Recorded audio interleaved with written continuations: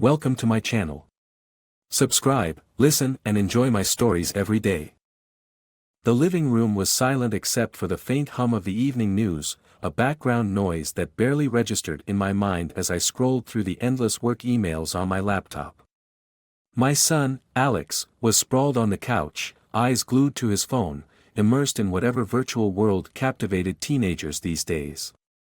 Our lives had settled into a predictable routine since Marlene left. Her absence had dug a quiet canyon between us, filled with unspoken thoughts and the echoes of a life once shared. Suddenly, Alex's voice sliced through the silence. "Dad, isn't this Mom?" he asked, his tone a mixture of confusion and curiosity. I looked up, my heart thumping unexpectedly.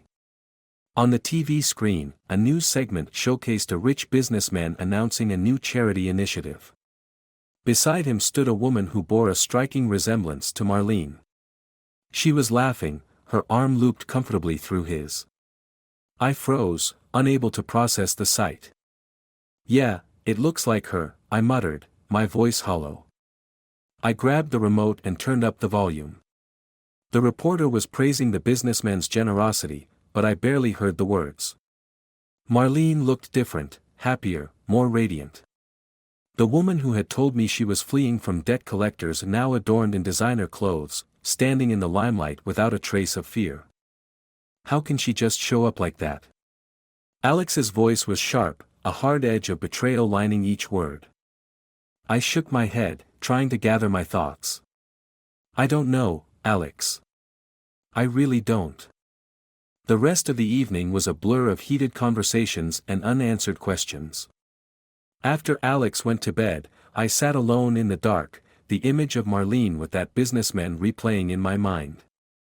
Anger simmered within me, slowly replacing the shock. She hadn't just left to protect us, she had left for a new life, one where we didn't exist. The next morning, I made a decision. I couldn't let this go. I needed answers, and perhaps, I wanted revenge. The thought of her living a lavish life while Alex and I had struggled filled me with a cold resolve. I started with the businessman, Charles Davenport. A few hours on the internet gave me a lot of information, his business ventures, social events, even his favorite hangouts. I had to meet him, see if Marlene would be there. I needed to confront her, to shatter the facade she had so carefully built. Weeks of planning led me to a charity gala that Charles was hosting. It was a perfect opportunity. I bought a ticket, telling myself it was for closure, not vengeance. The night of the gala, I arrived early, my stomach in knots. The opulent hall was buzzing with the city's elite, laughter and clinking glasses filling the air. I spotted Marlene almost immediately, her laughter floating across the room as she stood by Charles's side. She was even more beautiful than I remembered. Taking a deep breath, I approached them. Marlene's eyes widened in shock as she recognized me, a perfect mask of composure slipping for just a moment. "John," she stammered, the color draining from her face. "Hello, Marlene," I said, my voice calm but firm. "We need to talk." The gala was in full swing, the grand ballroom ablaze with glittering lights and elegant music. Guests mingled, their voices a harmonious buzz of affluence and privilege. I stood there, moments after greeting Marlene, feeling the weight of every second ticking by as she recovered from her initial shock. "John, what are you doing here?" Marlene's voice was a whisper, laced with anxiety. "I think you know why," I replied, my eyes fixed on hers, searching for any hint of the woman I once loved. Charles Davenport, noticing the tension, turned his attention toward us. "Is everything all right here?" His voice was smooth, the tone of a man used to smoothing over rough edges without a wrinkle in his suit. Marlene forced a smile. "Yes, Charles, this is John, an old friend. We just bumped into each other." "Ah, a pleasure to meet you, John." Charles extended his hand, his gaze sharp and assessing. "Marlene has mentioned you." I shook his hand, feeling the firm grip of a man who believed he held control. "Likewise, Charles. I've heard a lot about your work." As the pleasantries faded, I turned back to Marlene. Can we talk? In private? Marlene hesitated, glancing at Charles, who gave a slight nod after a moment's consideration. She led me to a quieter corner of the hall, her elegant heels clicking against the marble floor. Why didn't you tell me where you were going? I asked as soon as we were alone. Marlene sighed, her posture deflating slightly. John, it was complicated. I didn't plan for things to turn out this way. But they did, Marlene. And you left us thinking you were running from debt, not running to a new life. She looked away, her eyes glistening. I thought I was protecting you and Alex. By lying? By disappearing without a real explanation? I could feel the anger bubbling inside me again. It wasn't like that. I was scared. Things were very messy, and Before she could finish, a young woman approached us, her expression concerned. Ms. Shaw, is everything okay here? She looked from Marlene to me, an unspoken question in her eyes. Marlene wiped away a stray tear and nodded. Yes, thank you, Emily. This is just an old friend. We were just catching up. Emily, still not convinced, lingered for a moment before nodding and walking away. Marlene, I need the truth. The whole truth, I insisted, not willing to be placated by half answers any longer. I was involved with some people, bad deals. Charles helped me out, and one thing led to another. I never meant to stay away. And Alex and I were just collateral damage? I asked, the bitterness evident in my voice. No, of course not. I wanted to come back for you too, but by then, it was too late. I was too involved here. As we talked, a man in a waiter's uniform accidentally bumped into me, murmuring a quick apology before moving on. I barely gave him a second glance, too focused on Marlene. So what now, Marlene? What do we do? My voice was soft, almost resigned. I don't know, John, she admitted, her voice breaking. I don't know. I left her standing there, a myriad of emotions wrestling within me. As I walked back through the crowd, the waiter who had bumped into me earlier caught my eye again. He nodded slightly, a discreet signal. Curious, I followed him out to a quieter balcony. Once we were alone, he turned to me. Mr. Evans, I need to talk to you about Charles Davenport and your wife. There's more going on than you realize. The cool night air brushed against my face as I followed the waiter, who introduced himself as Detective Ryan Lambert. He led me to a secluded part of the balcony, away from the prying eyes of the gala's attendees. Mr. Evans, I understand this is highly unusual, but I'm with the Economic Crimes Unit. We're currently investigating Charles Davenport for various financial crimes, including money laundering and fraud, Ryan explained, his voice low and steady. My heart raced. What does this have to do with Marlene? Ryan paused, assessing my reaction. We believe she may be involved, perhaps not willingly. Your arrival tonight could actually help our case. Involved? Marlene. The words tasted bitter as I spoke them. How can I help? We need someone on the inside, someone who can get close without raising suspicions. You're already here, and with your personal connection. Ryan trailed off, letting the implication hang in the air. I felt a mix of fear and anger. You want me to spy on her? Not spy, observe. We need to know who she meets with, what she discusses. If you're willing, we can protect you and your son from any fallout. The thought of dragging Alex into this mess was the last thing I wanted, but if Marlene was in danger or involved in something illegal, I needed to know the truth. All right, I'll do it, I said finally, the weight of my decision settling heavily on my shoulders. Ryan handed me a small digital recorder. Just keep this on you when you're around her or Davenport. Anything you can gather will help.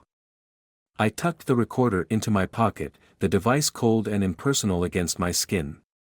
What about Alex? I need assurance he'll be safe. We'll keep an eye on him. He won't be involved in this directly, Ryan assured me, his tone sincere. As I re-entered the gala, the music and laughter seemed a stark contrast to the gravity of my conversation with Ryan. I found Marlene mingling with a group of well-dressed guests, laughing at something one of them said. She caught my eye and excused herself from the group, approaching me with a cautious smile. "Is everything okay, John?" she asked, her eyes searching mine for clues. "I just needed some air.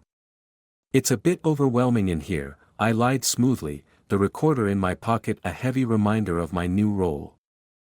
Marlene nodded, seemingly relieved. "Do you want to meet some friends of ours? They're eager to meet you." I agreed, following her back to the crowd. Each introduction was a blur, my mind racing to remember names and faces, wondering who among them might be involved in Charles's schemes. Later, as the evening wound down, Charles approached us, his demeanor friendly but reserved. "John, I hope Marlene is keeping you entertained." "Very much so," I responded, giving nothing away. "It's been an enlightening evening." Charles smiled, a glint of something unreadable in his eyes. "I'm glad to hear it. Perhaps we can discuss potential collaborations. I always appreciate having someone with your expertise around." The offer, laden with implications, made me tense. "I'd like that," I said, keeping my voice neutral. "Let's talk soon." As I left the gala that night, the recorder hidden away, I knew that I had stepped into a much larger game than I had anticipated. Marlene, entangled with a man like Charles Davenport, seemed both a victim and a mystery I was determined to unravel. My drive home was filled with a mix of dread and determination. I was in this now, not just for Alex or myself, but to find out the truth behind Marlene's betrayal and to stop Charles Davenport from harming anyone else. The days that followed my commitment to work with Detective Ryan Lambert were a blur of tension and secrecy. I met with Ryan several times, passing on recordings and sharing observations.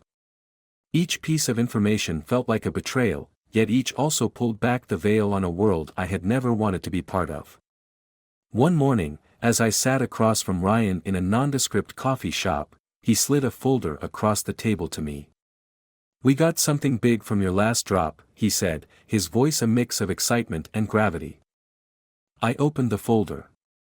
Inside were transcripts and photographs that painted a damning picture of Charles and a network of associates, Marlene among them, engaged in a sophisticated scheme of fraud and embezzlement.